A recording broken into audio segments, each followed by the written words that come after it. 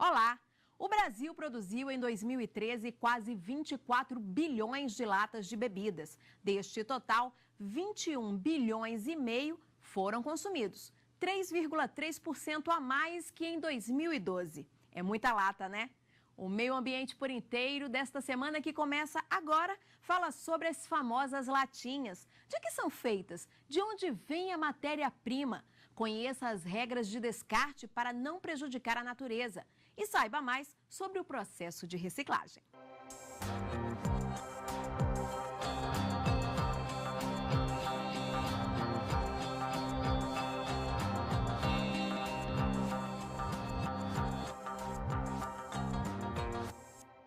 Bebida enlatada. Quem diria que esta ideia daria tão certo e tomaria conta do mercado?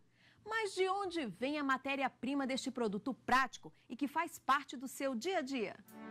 Os registros indicam que tudo começou em 1940. Foi quando os produtores de latas de alimentos pensaram em tentar adaptá-las às bebidas com gás. O recipiente deveria aguentar as pressões sem deixar o líquido vazar. O novo modelo, para ser mais barato, teria que contar com menos aço. E aí surgiu a ideia de usar o alumínio. E não é que a substituição deu certo? Dominou o mercado. O alumínio é leve, não enferruja, é resistente à pressão. E de onde ele vem?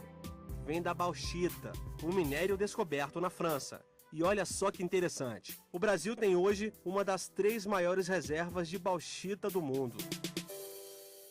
Uma lata como esta leva pelo menos 200 anos para se decompor. Você sabia disso? Então, fica o alerta. Nada de jogar fora de qualquer jeito. É na indústria que a alumina extraída da bauxita vira alumínio. As máquinas se encarregam de dar forma às latas que você vê no comércio. São vários tamanhos, cores, formatos diferentes.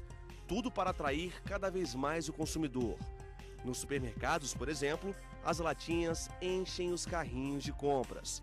Dados da Associação Brasileira dos Fabricantes de Latas de Alta Reciclabilidade mostram que no ano passado o consumo foi mais de 21 bilhões de unidades. E o Meio Ambiente por Inteiro está de volta. O tema desta semana, as famosas latinhas. E o bate-papo agora é com Renaud Castro, diretor executivo da Abralatas. Abralatas é a Associação Brasileira dos Fabricantes de Latas de Alta Reciclabilidade. Com a gente também, Rony Alves da Silva, ele que é coordenador do Movimento Nacional de Catadores de Recicláveis. Aos dois, muito obrigada pela participação. Eu que agradeço. Nós que agradecemos. Ok, primeira pergunta é o principal. Política de resíduos sólidos no Brasil. Lá está escrito que o fabricante tem que ter o cuidado de ter embalagens recicláveis, embalagens que depois possam ser transformadas. Isso está sendo cumprido? Olha, depende da embalagem. Normalmente as embalagens são recicláveis, depende do material, umas mais, outras menos. Mas, em geral, sim, todas admitem a reciclagem. Às vezes varia também se o produto reciclado pode ser destinado para pela mesma finalidade que o original. No caso da lata de alumínio, nós temos o privilégio de ter a capacidade ou a possibilidade de, fundida a lata uma vez usada, ela volta para o mesmo uso, ou seja, ela pode voltar a ser uma nova latinha exatamente igual ao que ela era na primeira vez que se tornou lata, né? Então, isso pode variar de produto a produto, mas no caso da lata é 100% verdadeiro. Agora, essa obrigação é do fabricante de garantir o descarte correto, ou é do consumidor, ou é de todo mundo?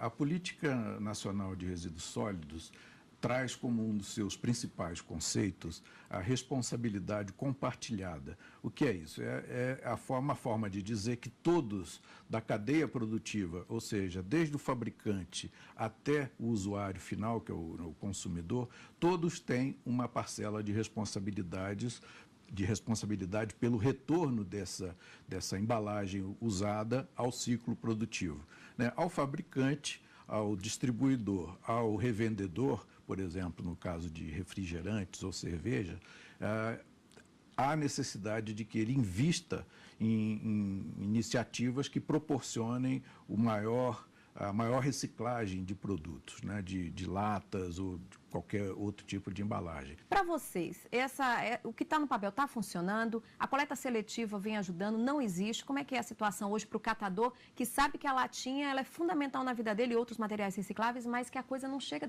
fácil assim para eles? Em 2010, quando a Política Nacional de Resíduos foi aprovada e sancionada, a gente viu com muita esperança, a gente viu com uma grande possibilidade de mudança do que acontecia ao longo dos anos. Infelizmente, isso não aconteceu. Nós estamos em 2014, infelizmente, a coleta seletiva não alcançou aquilo que poderia ter alcançado. Eles fazem a coleta seletiva hoje. São eles que fazem. Não eles existe. Que permitem esse reaproveitamento, que a empresa, a indústria não conseguiria. Quem vai lá no lixo dos condomínios, das casas e etc., é o catador. É ele que separa a lata, é ele que faz a seletividade, a seleção do material que volta para o ciclo produtivo. Se não fosse o catador, a lata não teria 98% de reciclagem. Então, essa certeza de que a lata cumpre a obrigação de reciclagem é que nos dá a tranquilidade de dizer que, no caso da lata, o impacto ambiental sofrido é mínimo, até porque a própria lata, no seu processo de reciclagem, economiza 95% da energia que seria gasta se fosse produzir a mesma quantidade de latas a partir do minério. Tá? Então, a lata reciclada, ela implica uma economia de 95% em relação ao processo original de produção primária. Da mesma forma, ela poupa emissão de carbono, emissão de gases de efeito estufa, pela mesma razão. Como ela não consome energia no processo de reciclagem, ela implica menor utilização, menor emissão de gases de efeito estufa. E assim por diante, tem várias vantagens, além de criar emprego, de gerar emprego, etc. As coisas não estão acontecendo como estão no papel. Tem punição? A lei diz que, se entanto, estabelece prazos. Lixões a céu aberto estão aí. A coleta seletiva não é realidade no país, praticamente no país todo. Tem previsão de punição ou não?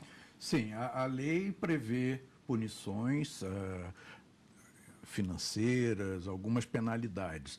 Mas eu acho que a principal punição será a divulgação do não cumprimento da lei. O que é importante agora é o governo cobrar a extinção dos lixões. Tem um prazo previsto que dificilmente vai ser cumprido, que é agosto, não é? Isso, agosto de 2014. Agosto de 2014. Dificilmente vai ser cumprido esse prazo. Se não cumpriu até agora, desde 2010, é um indício muito forte de que não vai ser possível cumprir. Certamente haverá um adiamento, etc. Quando a gente fala do catador, como o doutor Renaud falou, a gente pensa sempre na questão social, a renda. Agora, sim, é um setor onde esses profissionais, esse pessoal que busca isso como para garantir a subsistência da família, pensa também no meio ambiente? Tem essa preocupação? Eles têm noção de que realmente, olha o impacto que eles evitam no meio ambiente? Tem essa consciência? Essa pergunta ela é muito bacana, porque há alguns anos atrás perguntaram assim, o catador está preocupado com o meio ambiente? E há algum tempo atrás, né? E eu te falaria que não. A gente estava preocupado muito em sobreviver, porque é uma vida tão difícil do catador de material reciclável, mas com um processo de formação que a gente vem passando ao longo dos anos, a gente entendeu o seguinte, que a gente muitas vezes acaba fazendo muito mais que muitos ambientalistas. Tem muitos ambientalistas que ficam num discurso vazio de meio ambiente, mas ele é um grande poluidor, ele não sabe usar uma bicicleta, ele não sabe ir para o trabalho de bicicleta, ele não sabe fazer um monte de coisas que ele poderia fazer no dia a dia dele para minimizar os problemas no meio ambiente. E o que a gente faz, o nosso trabalho efetivamente, ele acaba minimizando muitos problemas ambientais que o meio ambiente tem. Então, a gente entendeu que o nosso trabalho, ele é um trabalho ambiental. E por isso que a gente, inclusive, participou, a gente participou na Rio+20, foi um processo importante. Inclusive, foram várias caravanas de vários estados, foi uma caravana de Brasília, caravana de São Paulo, Curitiba, de vários estados do movimento nacional, para discutir a questão do meio ambiente. Então, posso te dizer que hoje o catador de material reciclável, ele não está mais preocupado apenas com a sobrevivência. Ele está preocupado com a sobrevivência dele, mas ele está preocupado também com o meio ambiente. Ele sabe que o trabalho que ele faz é um trabalho ambiental. E com relação à latinha, virou, onde a gente vai tem um catador, quer dizer, pegou mesmo. Você acha que isso vai acontecer futuramente com outras embalagens? Porque a latinha já inclusive o consumidor até já separa às vezes e fala, não, se passar um catador aqui eu já deixo separadinho. Você acha que isso pode virar uma cultura? A verdade é que a latinha de alumínio, ela é a rainha do material reciclável para nós catadores. Ela é o que tem o maior valor agregado, é o que tem a melhor forma de trabalhar dentro de uma cooperativa, que ocupa menos espaço, então ela está prensada, ela não estraga. Muitas vezes você faz um fardo de papel, ele tem que logo voltar para a indústria, porque não parece, mas o papel estraga. A garrafa PET ocupa muito espaço. O vidro, a gente tem um problema sério com vidro, porque, por exemplo, no Centro-Oeste não existe reciclagem para vidro. Por mais que o vidro seja um material reciclável, ele é 100% reciclável, por ser muito longe das indústrias de vidro, não existe reciclagem. Então, se perde todo o vidro que vem para o Centro-Oeste, todo tipo de vidro que vem, a não ser as embalagens. Vou te dar um exemplo, uma garrafa de cerveja que volta para ser reenchida. Ela tem um valor agregado.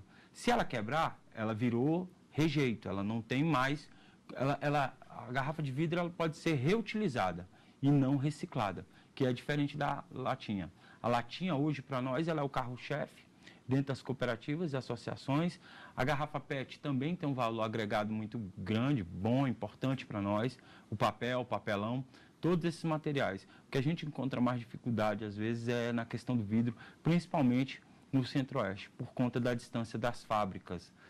Existe um estudo que diz que o vidro, para ele voltar para a cadeia produtiva, ele pode estar no máximo a 90 quilômetros de distância da indústria que vai transformar ele de novo em outra embalagem. Por isso não tem.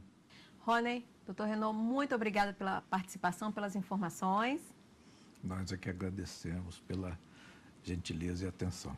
Algum tempo atrás, o catador de material reciclável ele era invisível. Ele tinha um trabalho, mas não era visto. E hoje, só de poder estar aqui, a gente agradece muito, porque hoje nós estamos sendo vistos e ouvidos. Muito obrigado.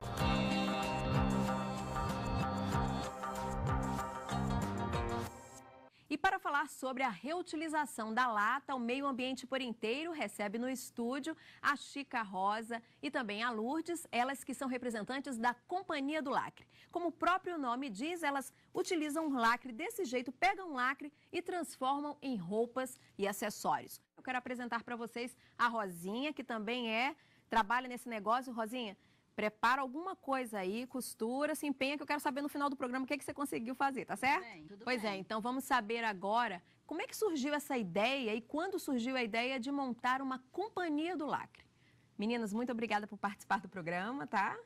Daiane, o agradecimento é nosso, da família do Lacre, por essa oportunidade de poder mais uma vez mostrar o nosso trabalho, como nós tivemos essa ideia, que foi em 1997.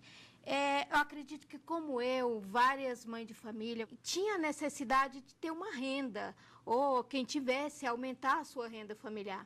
Então, foi pensando nisso, foi com essa necessidade que a gente teve ideia de trabalhar com lacre por ser um trabalho diferenciado, por ser um trabalho que, em primeira mão, a gente cuida do meio ambiente, que é o nosso meio em que nós vivemos. E, além de cuidar do nosso meio, a gente também tem a nossa fonte de renda. Qual foi o primeiro resultado que falou assim, vale a pena investir? Por se trabalhar com lixo não foi fácil, né? Como não está sendo até hoje. As primeiras peças que a gente fez foi tiara, foi pulseirinha. Bem pequenas, bem pequena, coisa assim. Então, quantos lacres são necessários e quanto tempo leva para produzir peças como essas? O colar vai sem lacre, mas um dia dá para fazer o colar. Temos o cinto, também um dia dá para fazer, vai mais ou menos 200 lacres. Tem essa bolsa que tem 1.500 lacres, mais ou menos. Temos também a blusa. Temos o vestido. Quantos lacres levam? O vestido vai uns 800 lacres. E leva quanto tempo, Lourdes? O vestido vai uns 4 dias. E aí, como é que vocês unem esses lacres? Tem uma linha especial? Como é que é? Tem a linha, tem para as bolsas, tem a linha mais grossa e para as roupas tem a linha mais fina. São 35 mulheres que trabalham nessa empresa que surgiu de uma necessidade social, de ter uma renda para sustentar a família. A nossa produção, 98% da comercialização é vendida para fora do Brasil. Tem a escama, que é situada em São Francisco, nos Estados Unidos. Tem a Valesca, que é situada em Dallas, também nos Estados Unidos. E o nosso desafio constante é procurar cada vez mais clientes para que a gente possa aumentar a nossa produção, para que a gente também tenha oportunidade de dar cada vez mais oportunidade à comunidade. E tem famoso usando os produtos da Companhia do Lacre, né? Olha, para nossa surpresa, em 2007, quando a gente viajou para a Europa em busca de clientes, nós ficamos 29 dias em exposição, tivemos exposição em Madrid, León e em Paris, né? Então, nessa época que nós estávamos nessa viagem, a Daryl Hannah abriu o Festival de Cinema em Veneza vestida na peça da Companhia do Lacre. Como em 2008, nós tivemos a oportunidade de abrir o Rock in Rio Lisboa. Isso que todo mundo joga fora. Abre a latinha, joga no chão, alguns ainda têm o cuidado de jogar no lixo, outros jogam no chão mesmo, não dão valor. Vocês utilizam isso, dão uma nova forma e utilizam isso como fonte de renda. Qual que é a importância para vocês? Nosso trabalho, nossa produção é ecologicamente correta e socialmente sustentável. Então, para nós, para o meio ambiente, para o meio das pessoas do Distrito Federal, é muito importante a gente fazer essa transformação, porque não adianta a gente achar que o lacre lá largado não é lixo. Ele é lixo, sim. Agora, depois que ele se transforma numa peça de arte dessa, venhamos e convenhamos que ele se transformou numa peça de prata. É outra história, né? É um diamante lapidado. Até que eu falo para minha filha, que eu tenho uma filha de 8 anos, até que eu falo para ela qual a importância da reciclagem. A Rosinha vai mostrar pra gente o que ela conseguiu produzir aqui durante a entrevista no estúdio do Meio Ambiente por Inteiro. Rosinha, o que você conseguiu fazer aqui? Colar. Então, quer dizer, é um colar que as meninas vendem na Companhia do Lacre. Quer dizer, rapidinho ela fez, menos de 15 minutinhos. Quantos lacres aqui, Rosinha? Acho que deve ter uns 35 lacres. 35 lacres. Dá para vender aqui mais ou menos por quanto, Chica? Olha, R$17. Pois é, um acessório diferente, bonito, combina com tudo, né? Lourdes, Chica, Rosinha, muito obrigada pela participação no Meio Ambiente por Inteiro. E o Meio Ambiente por Inteiro fica por aqui. Se você quiser rever algum programa, já sabe, basta acessar o site da TV Justiça, www.tvjustiça.jus.br. Você pode também sugerir um tema para o programa. Mande um e-mail, meioambienteporinteiro, tudo junto, @stf.jus.br. Na semana que vem a gente tem um novo encontro marcado e eu espero você. Tchau, tchau.